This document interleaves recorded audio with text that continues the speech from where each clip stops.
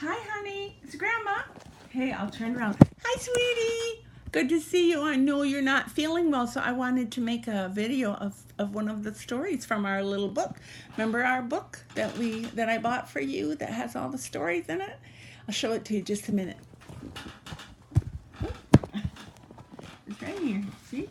5 minute story has a whole bunch of stories in it. Well, this story is called The Lion and the Mouse. Oh, wrong page. There it is. The Lion and the Mouse. Once upon a time, I'm going to show you just a little of that. Once upon a time, there was a huge lion who lived in a dark, rocky den in the middle of the jungle. When the lion wasn't out hunting, he loved to curl up in his den and sleep. In fact, as his friends knew, if he didn't get enough sleep, that lion was extremely grumpy. One day, while the lion was sleeping, as usual, a little mouse thought he'd take a shortcut right through the lion's den. Well, the mouse lived with his family in a hollow at the bottom of a tall tree just on the other side of the lion's rocky home. He was on his way home for supper, and he didn't want to have to climb up and over the big boulders surrounding the lion's den.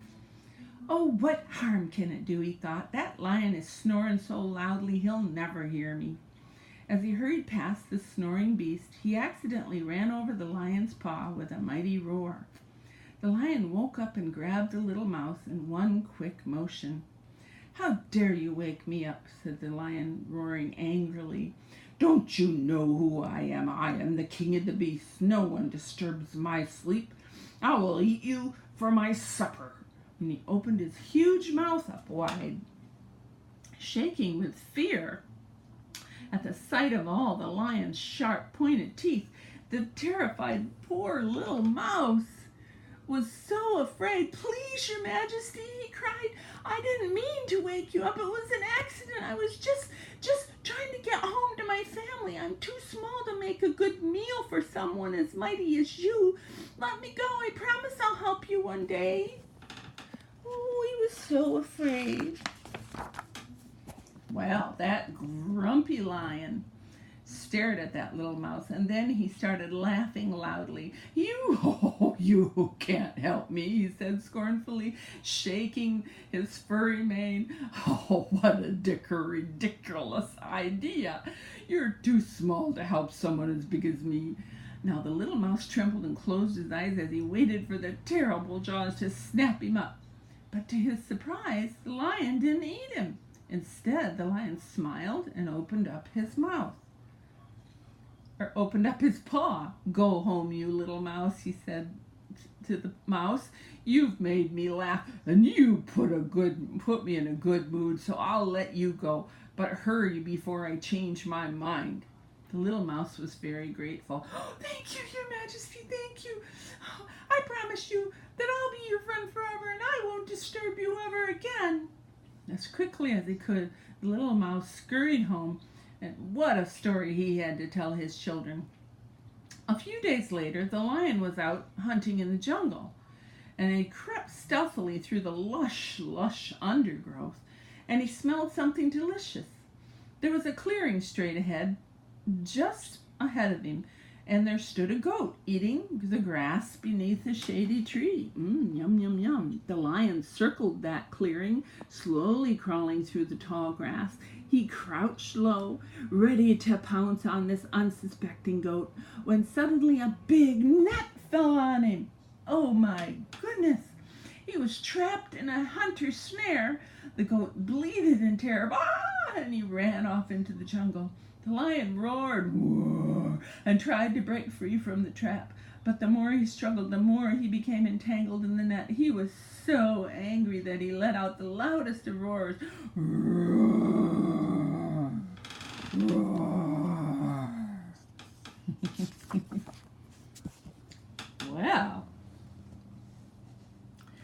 the trees in the jungle shook with that terrible roar, and every animal for miles around heard it, including that little mouse. "Oh no," he said, "that's my friend the lion, and he must be in trouble. I've got to go help him." Be careful, my dear, cried the mouse's wife. Remember how big he is. Oh, be careful. The little mouse scurried through the jungle as fast as his tiny legs could carry him toward the lion's mighty roar.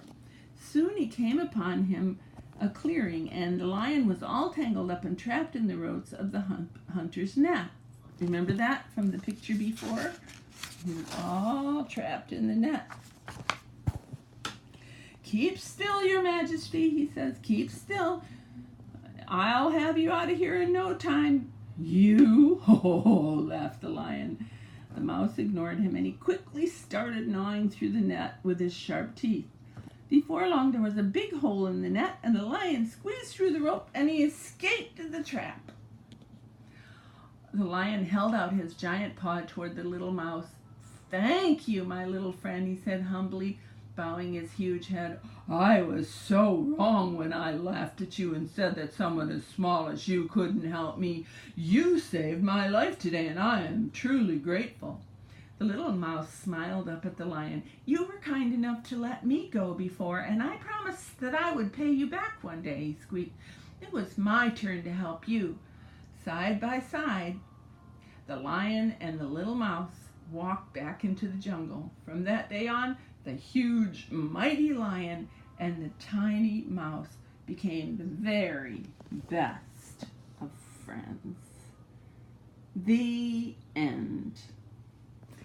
What a cute story. I'm so glad to be able to read it to you. I know that might help you feel better.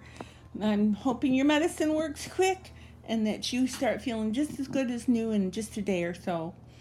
Grandpa and I are down here in the warm climate and enjoying ourselves down here, but we miss you so much. I wish I could give you a big hug, so tell Mama she's got to give you a big hug from me. I love you so much, my darling. Have a great day. Mwah.